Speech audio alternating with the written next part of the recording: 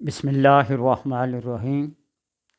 الصلاۃ والسلام علیکہ یا رسول اللہ وعلی آلکہ و صحابکہ یا حبیب اللہ۔ اللہم صلی علی محمد وعلی آل محمد صلی اللہ علیکہ یا محمد نور من نور اللہ۔ آج کی یہ ویڈیو، یہ عمل، یہ وظیفہ ایک عظیم تحفہ ہے۔ جس نے سمجھ لیا، جس نے کر لیا، جس نے مساق سمجھ کے ٹال لیا اپنی قسمت۔ اور ویسے ہی میں نے اکثر یہ تجربہ کیا ہے، یہ مشاہدہ کیا ہے کہ جس ویڈیو میں میں کوئی اصول، کوئی ضابطہ، کوئی قواعد، کوئی شرائط بیان کرتا ہوں تو لوگ اس کو ایک بیکار کی ویڈیو سمجھ لیتے ہیں، بات سمجھ لیتے ہیں۔ وہ اس لیے کہ ویڈیو کے جب ویوز آتے ہیں تو پتہ چل جاتا ہے کہ لوگوں کی کتنی پسند ہے اور کتنی بے چارگی سے، آوازگارگی سے یا بے توجہ اور بے دہانی سے دیکھتے ہیں۔ مجھے اس سے کوئی غرض نہیں ہے۔ جو دیکھتا ہے اپنے فائدے کے لیے دیکھتا ہے، جو نہیں دیکھتا اپنا ٹائم بچا لیتا ہے، اپنا ٹائم ضائع نہیں ہونے دیتا۔ نہ گلہ ہے نہ شکوہ ہے، اس لیے کہ میں تو ایک اپنا ٹائم گزارنے کے لیے، اپنے شوق کو پورا کرنے کے لیے کرتا ہوں۔ لوگ ایسی ویڈیوز کو چاہتے ہیں، تھمبنیل کو دیکھ کر، ٹائٹل کو دیکھ کر، ہیڈنگ کو دیکھ کر بس اس کو کلک کیے بغیر نہ گزریں، اور اندر کیا ہوتا ہے؟ کھودا پہاڑ اور نکلا چوہا وہ بھی مرتا۔ میرا اکثر ٹائم جو ہوتا ہے نا، سوشل میڈیا پہ ہی گزرتا ہے۔ فیس بک ہو گئی، یوٹیوب ہو گئی، ٹویٹر ہو گیا، انسٹاگرام ہو گیا، یا دوسرا کوئی سوشل اکاؤنٹ ہے، اس میں ٹک ٹاک دیکھتا ہوں۔ اور ایسی پکی اعتماد اور یقین کی بات کرتے ہیں گویا کہ ابھی وظیفہ ختم نہیں ہوگا تو بندے کی مرادیں جولیاں بھر جائیں گی۔ نہ کسی قاعدے کا پتہ، نہ کسی طریقے کا پتہ، نہ ابجد کا کوئی سرا کھرا، نہ ہی شرعیت کے کوئی ضابطے، وضاقتہ، سر پہ ٹوپی، بسم اللہ پڑھنا، یا کچھ ایسے آداب اور طریقے بتانا۔ بس ہمارے منہ سے وظیفہ نکلے، ٹائٹل ایسا ہو، تھمبنیل ایسا ہو کہ لوگ اس کو دیکھے بغیر نہ رہ سکے۔ میں نے پچھلی ویڈیو میں بتایا تھا نا کہ کون سا وہ بندہ ہے جو سورہ مزمل کو 18 سیکنڈ میں پڑھ سکتا ہے۔ تہجد کی 2 رکعتوں میں 1100 بار پڑھ لے۔ اس کی اپنی سپیڈ ہوگی، میں اسے اعتراض کے طور پر، طنز کے طور پر نہیں لیتا، لیکن جب ایسی بات لوگوں کے ذہن پہ پہنچے گی تو اگلا بندہ اس بات کو لے کر وہ تہجد کی 2 رکعتوں میں سورہ مزمل کو پڑھنا شروع ہو جائے اور اپنے مقررہ ہدف پہ، ٹارگٹ پہ، ٹائم پہ اس کو پورا نہ کر سکے تو کیا اس کا یہ وظیفہ، اس کا یہ عمل پورا ہو جائے گا؟ یقین اور اعتقاد کے لحاظ سے ہو جائے گا؟ بہرحال اس کی اپنی مرضی۔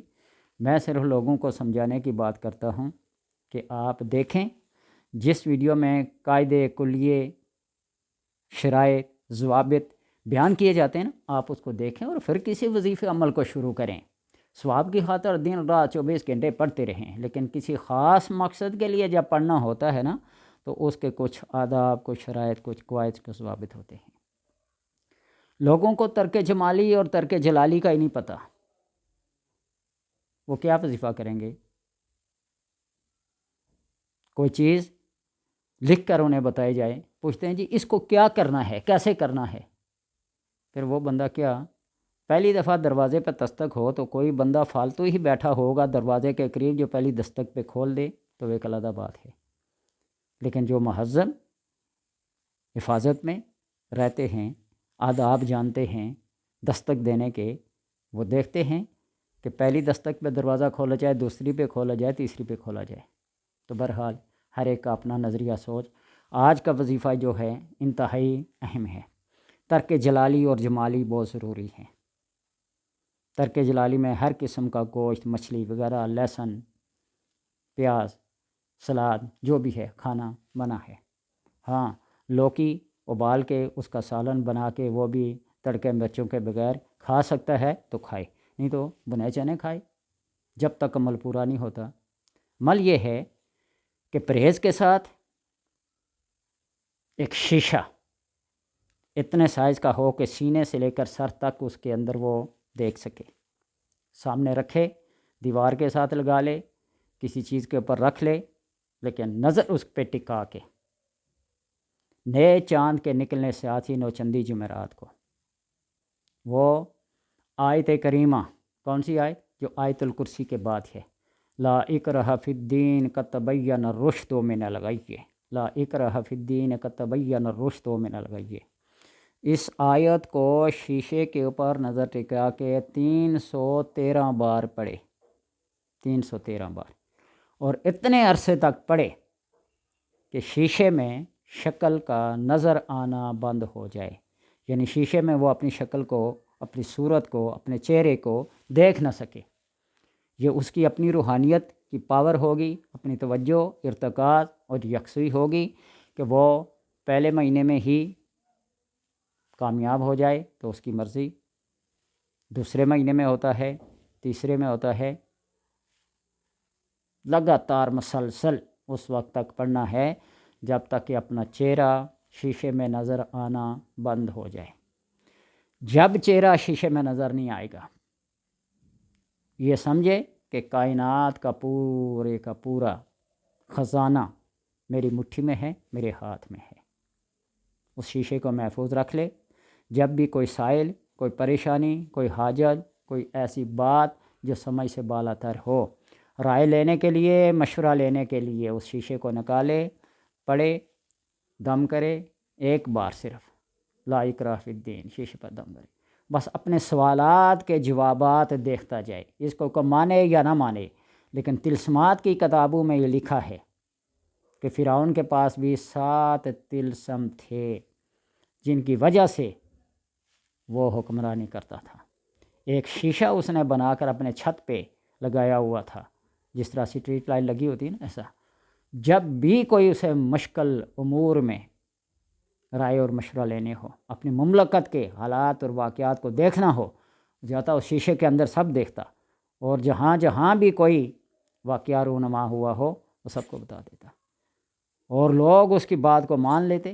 اسی وجہ سے انا ربکم الاعلی، وہ لوگوں کو کہتا میں تمہارا سب سے بڑا رب ہوں۔ طلسمات یہاں کہیں بھی استعمال کریں کہ اس کا رزلٹ نکلتا ہے، جنتر کے لحاظ سے ہو، تنتر کے لحاظ سے ہو، منتر کے لحاظ سے ہو، ہر چیز کا رزلٹ ہے۔ تو اس لیے میں کہتا ہوں نا، آپ ایک لیمو لے لیں، لیمو کے رس کے اندر کوئی بھی چیز ایسے ڈبو کے وائٹ پیپر پہ لکھیں، اور پھر اس کو تھوڑا سا سیک دیں، آگ کا گرم کریں اسے، کاغذ کو، یلو کلر میں لکھا ہوا اس وائٹ پیپر پہ جو ہوگا آپ کے سامنے آ جائے گا۔ پھٹکڑی کو عام سادہ پانی میں گھول لیں اور وائٹ پیپر پہ لکھیں اور اس کو خشک ہونے دیں، جو کچھ لکھا ہوگا کاغذ کے اندر پرنٹ ہوگا۔ یہ بے شمار سے طلسمات ہوتے ہیں۔ تو بہرحال آپ اس عمل کو کریں پرہیز جلالی اور جمالی کے ساتھ۔ پرہیز جلالی اور جمالی یہ کہتا ہوں مختصر یہ بات کہ یا تو بنے ہوئے چنے کھائیں یا لوکی، خشک روٹی، وہ بھی پیٹ بھر کے نہیں، بس سانس لینے کے لیے کھائیں۔ اس کے علاوہ ہر چیز جب تک عمل کامیاب نہیں ہوتا اس کو کھانا پینا، کنگھی، شیشہ وغیرہ یہ کرنا سب چھوڑ دیں۔ عمل جب کامیاب ہوگا تو اس کی علامت یہ ہوگی کہ شیشے میں آپ کا چہرہ نظر آنا کیا ہو جائے گا؟ بند ہو جائے گا۔ لا اکراہ فی الدین قد تبین الرشد من الغی، 313 بار یہ آیت پڑھ کر اس شیشے کو محفوظ رکھ لیں، اور پھر دوسرے دن جب بیٹھیں تو اس کو سامنے رکھیں۔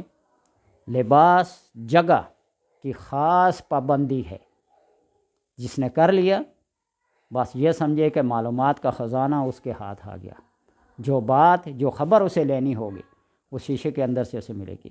حاضرات کا علم کرنے والے لوگ جانتے ہیں اس کو، حاضرات کیسے کی جاتی ہے۔ بعض دفعہ جعلی حاضرات بھی ہو جاتی ہیں، لوگ پھر مذاق اڑاتے رہیں۔ تجربے کے طور پر کوئی بندہ بھی اس عمل کو کر سکتا ہے، جس نے کر لیا اس نے ایک عظیم نفع حاصل کر لیا، جس نے نہیں کیا بس دیکھتا رہ جائے گا کہ یہ بات سچ ہے یا جھوٹ ہے یا کیسے ہے، اس کی اپنی مرضی۔ اللہ تبارک و تعالی عمل کی توفیق عطا فرمائے۔